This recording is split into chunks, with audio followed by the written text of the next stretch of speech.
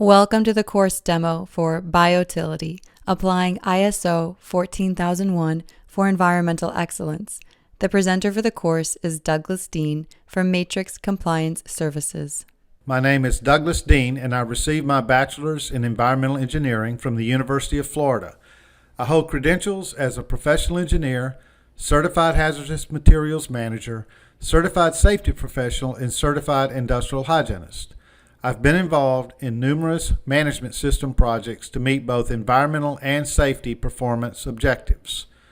I have assisted over 20 municipal and industrial organizations in the development of their ISO 14001 environmental management systems, drawing from 30-plus years as an environmental health and safety consultant, auditor, and trainer. For example, I assisted 15 municipal agencies with their EMS initiatives and have taught EMS workshops as part of the EPA-sponsored ISO demonstration project for water and wastewater facilities. For safety projects, I have taught 12 one-day workshops on the ANSI Z10 Safety Management System standard through an OSHA Susan Harwood grant administered by the University of Florida.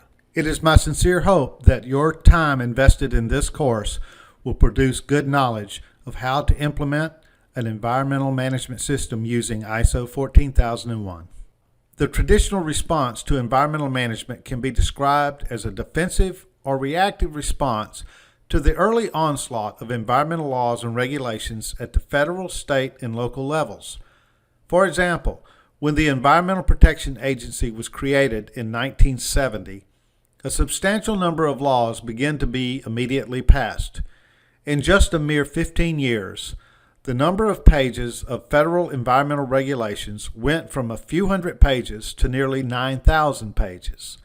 Keeping up and complying with the new regulations was a substantial challenge to the regulated community. Staying in compliance became the end game, the ultimate goal for most organizations. Although this compliance challenge consumed significant time and resources, the consequence of not trying to keep up and risk being out of compliance were too severe. Heavy monetary penalties, business closures, and even criminal penalties were all possible if the company fell short in meeting their obligations. So the focus for most companies was to try and stay out of big trouble. Environmental management was a cost item. There was little motivation or incentive to go beyond compliance when a company perceives things in this manner. First, let's acknowledge that a biotechnology firm makes products.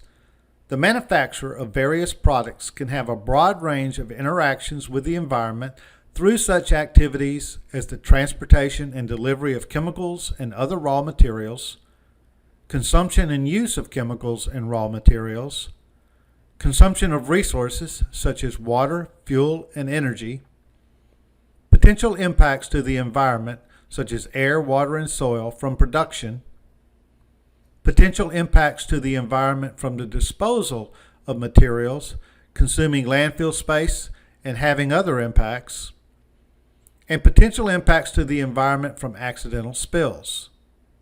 Today's society demands that these impacts be identified and properly managed as a cost of doing good business. A company's reputation can largely depend on how it can demonstrate it is meeting the public and customer demands for good environmental stewardship.